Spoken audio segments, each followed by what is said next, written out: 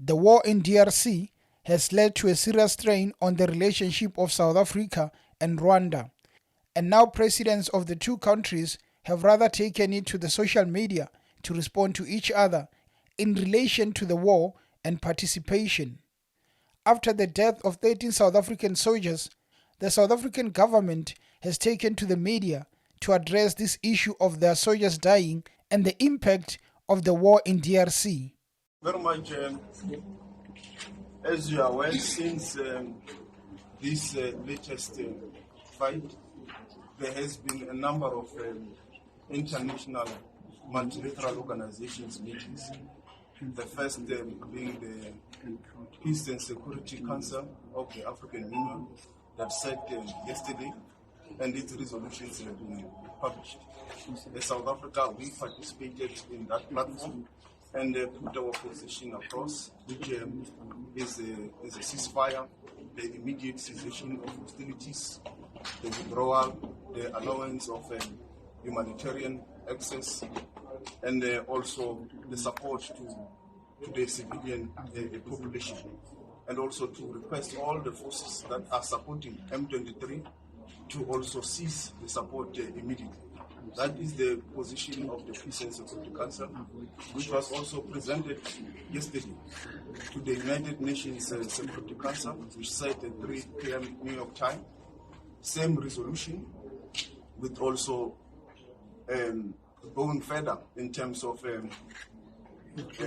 stating that this could also constitute a war crime, because these are peacekeeping forces that are working under the mandate of the United Nations, working under the mandate of SADC, of the AU, of multilateral platforms. And everyone in all these international platforms, there is consensus and agreement that the only way forward is a ceasefire. It's a political engagement that President Ramaphosa has always spoken about. From the onset in the DRC process, the President has always said that the solution is a political engagement. You will remember he had a working visit of the whole day to Angola and late last year with President Lorenzo, briefing each other on the process of the Rwanda process in terms of how far it is. And that process was promising that there will be a diplomatic political solution to the challenge in the Eastern DRC. All things fell apart on the 15th of December, when both parties were supposed to sign an agreement in regards to the process. You'll remember, firstly, there was a ceasefire that was brokered through that Rwanda process. On the 15th of December, M23, it actually wrote to us to say they need a safe package to go and remove their deceased. On the other hand, ourselves, we just wanted them to understand that we're not part of their battle. We're just peacekeepers. Then we agreed on hoisting a white flag to allow a safe passage for them to remove their deceased, which I'm told it's a conventional practice in war. On the other hand, ourselves needed that safe package to go and deliver some of the resources that we're going to top up at Sagi, and also remove, and at Sagi at that stage yesterday, there were no deceased on our side, there were no injured on our side. It was to give M23 safe passage, which is their request, and that's why the white flag was hosted. But it was also important for us to indicate from to DRC where the fire were coming, to say this is us. So if you fire here, not fighting, you're not firing DRC, you're firing us. So we're not surrendering, because you don't surrender with the flag.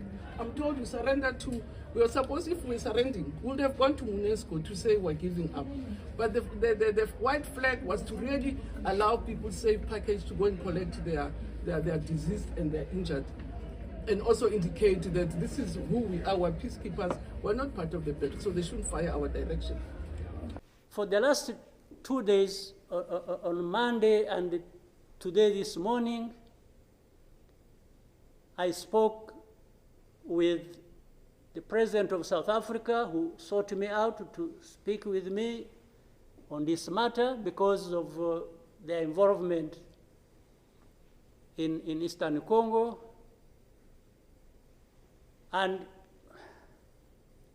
He's also there pretending to be playing a peacemaker role, and he has a force that has been fighting alongside FDLR and has been fighting the M23 on the instructions of Tshisekedi, because these are people who are not supposed to be in Congo,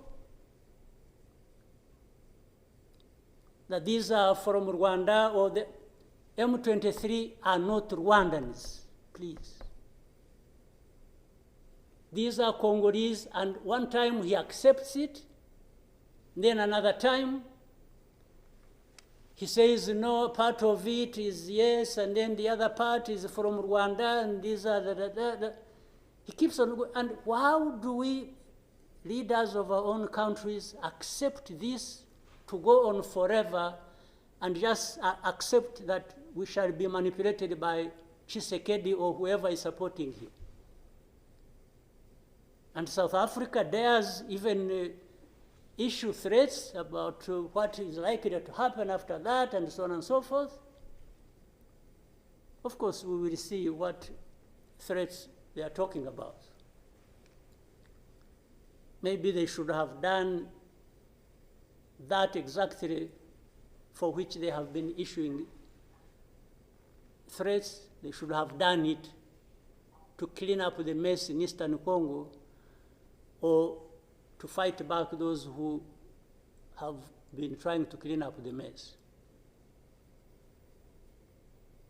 So then you have the whole international community just confused. They talked about Rwanda, they talked about the Nairobi process. Honestly, even here, maybe you will help me understand what all this means. The processes became an end in themselves. And the people leading these processes became more important than the results of the processes. The Nairobi process became a Uhuru process. Then the Rwanda process, it's like you can't say anything that will displease President Lorenzo. Definitely, this does not help deal with such a serious matters as we are faced with today. That in the end, just because they can't be addressed, we have such a situation like we have now. And if anybody, and above all, I don't understand how Tshisekedi keeps thinking that he will resolve the problems to do with rights of people militarily. Kill them, shoot them, bring in forces that are ready to help, like especially Burundi. Well, I don't know whether that has been helpful for the last few days or weeks. They have been doing that. So I want us to, Chairman, Your Excellencies, I want us, whatever we are saying and whatever we intend to do, we capture the context rightly and then proceed based on that, and maybe we can get somewhere. But otherwise, if we keep saying good things, saying that, and to each other being nice, and then each one fulfilling their own interests other than others' interests, the common interests we have as East Africans, then I don't see how we are going to contribute effectively to finding a solution. But really, to have even had East African community expelled from Eastern Congo and everybody complied and then there was quiet, it's as if it was normal or that is okay. Everything dictated by the country or the person we are trying to help. I didn't understand that. And that's where we are now. That's how we are here, where we are. So let me maybe for now stop here. I would really want to hear advice of others, but I think it's not just a plaything. It's not. It's a serious matter, evidently, because it consumes people's lives. And the other day, 2-3 days ago, we lost people. There was a lot of sharing from Eastern Congo, from Goma, and killed and a dozen people and injured hundreds. We will definitely take care of that. There's no question about it. Thank you, Mr. Chairman.